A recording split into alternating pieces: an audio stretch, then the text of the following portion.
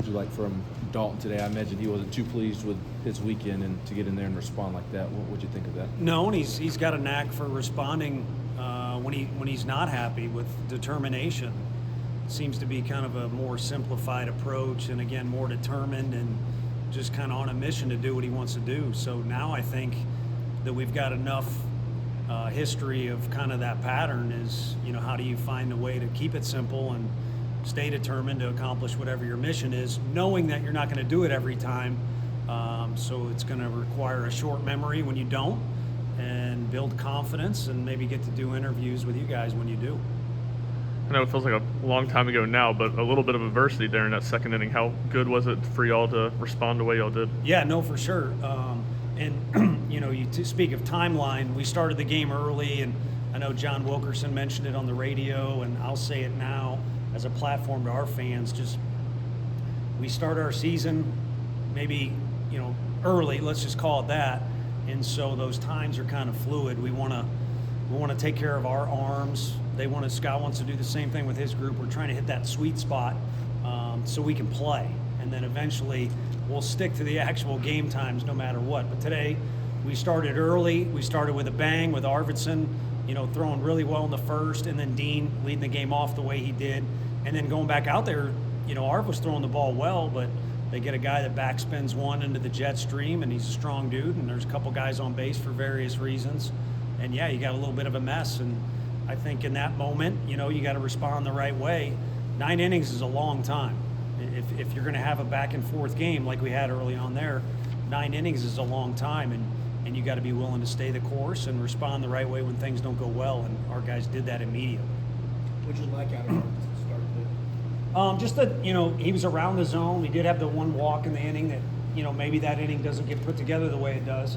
But he was throwing the ball well, and I'm just glad he's now in a rhythm because since he's been here, nothing major, but, he and a couple of the other pitchers just haven't gotten a rhythm where they're out there consistently. So just seeing him out there and getting reps is huge. Same thing for Hundley was the only guy that came in the middle of the inning, but that's a good little repetition is what I was telling him there. Come in a big jam, and I think the guy with the homer is the first guy he faced. And so, right now you want to win, you want everyone to do great, but really you're kind of shooting for longer term goals. So to get guys repetitions that are valuable and getting a little bit of a rhythm is huge. Look at Jay, 4 walks, 4 steals, going to start the left. What did you like about him tonight? Yeah, I mean, you guys were complaining that he didn't start, so we gave him a start, and he made the most of it.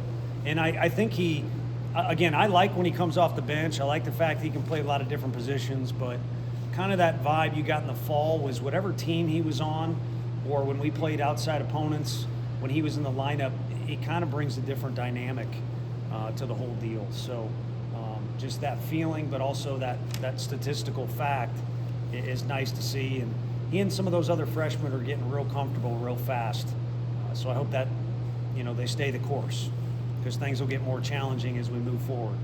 9 RBIs from the top 2 guys in the lineup. What do you like about that pairing? I like how well they get along and how well they complement each other and work together on the field and seem to kind of even push each other a little bit. So that's kind of a more behind the scenes answer, more up front what you get. You got a righty, you got a lefty, and then you got 2 guys that are pretty versatile. I mean, Gavin's a little quicker runner, but I think both guys are even really good base runners and can be a threat, or at least are going to run the bases smart for you. But they can beat you a lot of different ways with the bat, and then those guys can play anywhere on the field too. So just versatile dudes that are good leaders, and more than anything, you want your best players to want to be good teammates. They don't want to stand out from everybody else and look down on others. And those 2 guys are good enough to say, well, I'm the best player and this and that, or I want to play this position. And they work together in a way that's productive for the rest of the guys around them. What do you like about Nick Abraham, what he's given you, and how come Krenzel was able to catch up so quickly into pitching after missing the fall? Yeah, I think, a lot of it is just Krenzel's savvy. We put him in a situation a couple weeks ago, or it might even been a little less time, and he threw his best pitch he's thrown here. I mean, I'm not too big into velo, but velo-wise, location, just the way it came out with the most hooting and hollering around him, and probably a credit to his background. His dad obviously was a big-time athlete, a professional athlete, and he's got a little bit of that savvy to him. So I think that was part of the ingredient. but also just determined kid that he's pretty well rounded on the mound in a bunch of different ways. Showed he can field his position. He's got a little savvy. And then Abraham's from the first pitch on.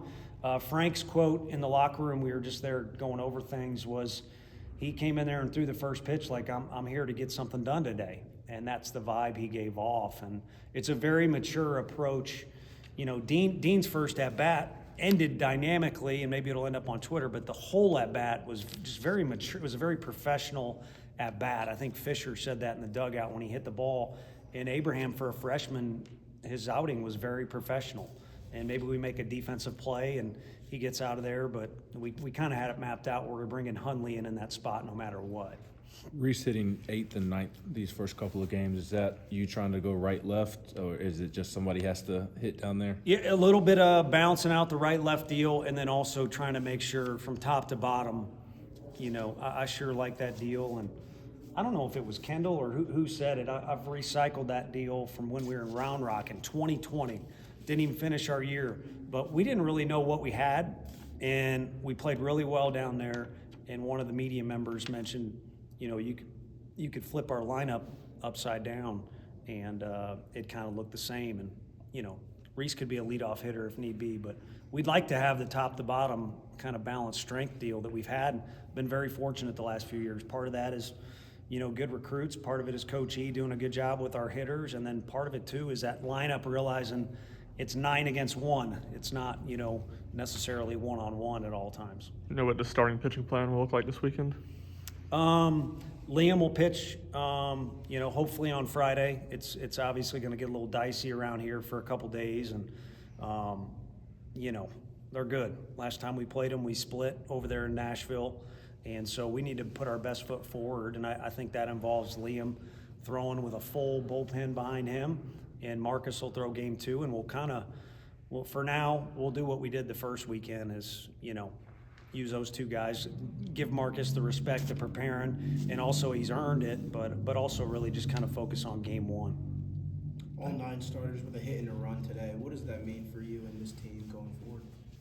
That means I think we are closer to putting that little feather in our cap that we've got, or maybe a feather in a cowboy hat if you got one on, that we do have a well-balanced attack. But I think the bigger thing was the walks accumulated. And I'm sure on their side they want their pitchers to throw more strikes, but it takes 2 to tango, and a little more early in the game is what I'm getting at. We had some guys really lay off important pitches or battle their way. Dean did it once into a base on balls. So knowing the strike zone and competing when you maybe get down in the count to get back to even or just to fight your way on base, to me was the biggest thing that stuck out. 1 or 2 more. What about the discipline to kind of keep doing that for 6 or 7 innings there? To no matter what the score is, the weather is, the guys just weren't expanding their zone very often, and we're staying disciplined. Yeah, I don't think you want to be the weak link, and I think also, you know, because it is an offense where we don't have as many guys on the position side as we've had the last few years, body count wise. So everybody's going to be involved, hopefully all year long. You don't want to be left out, and you don't want to be the weak link. And then having said that, it's a group that's kind of, you know, Bargo, for a second there I thought he'd catch. He'd maybe play 4 different positions in one night.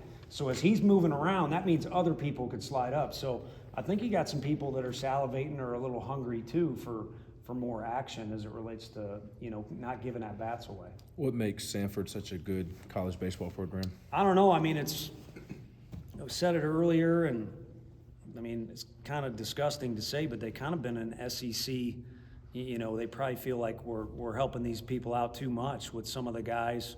You know, you got Sonny moving on. Everyone knows what he did and how good of a dude he is. He came from there, but there's others too.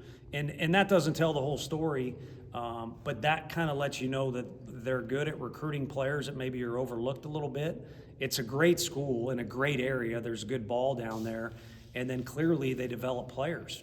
And we've seen that firsthand. Like I said, we played them last fall, and that was probably the most contentious moment we had as a group last year. I mean, we were blessed beyond belief last year, so there were very few times there were blow-ups or having to correct behavior, but our guys needed to play better in order to beat a team like that. So, it's just a good group of ingredients and a good coaching staff, and all things combined, you got an opponent that's a pain in the butt for not just us, but Auburn and Alabama and anyone else in our league that they play, whether it be on a weekend or during a Tuesday affair.